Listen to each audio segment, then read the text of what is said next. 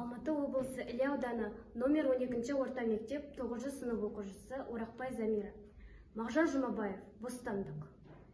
Жер жүзін қан басқанда, көбігі шығып аспанға, жын-жылдасы боп адамға, туралық теңдік ұмтылды.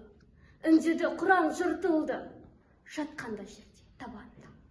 Қызыл қанға мас болып, көбігі қара тас болып, айрылып естен адамзат, ұмытып мейірімді иесін, сойып салық түйесін. Тәңірісі боп латманат, жүргізіп ібіліс әмірін, жауыздық жайып тамырын, өршіп өткір дұшпандық. Көк есігі ашылды, жұмбақ нұры шашылды, келді ұшып бостандық. Ғарыш нұрлы жүзі бар, кәусар жібек сөзі бар, әдемі алмас ақ қанат.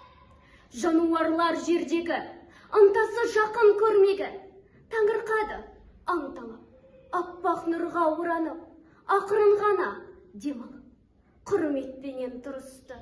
Сәуле көрмей шеккен зар, аш-жалаңаш сорлылар, қуанысты, күлісті, тез жалындап суынған, жұмақтан да қуылған. Адамзат бір әуреде, есін жиып келініп, әбден бойы үйреніп, алғаннан соң сәулеге баяғысын бастады. Ұжданды бұлай тастады, бостандықта жоқ жұмыс. Зар еңіреді талай жан, сел бабақты қызыл қан, өлтіріп дала өлтіріс, шірік жүрек сасықтар, арамдыққа асықтар, жетілді жетті мұратқа. Қыбырлаған қоңыздар, қорсылдаған доңыздар, көктен келген қонаққа, тілін қолын тегізді, сасық сайтан дегізді.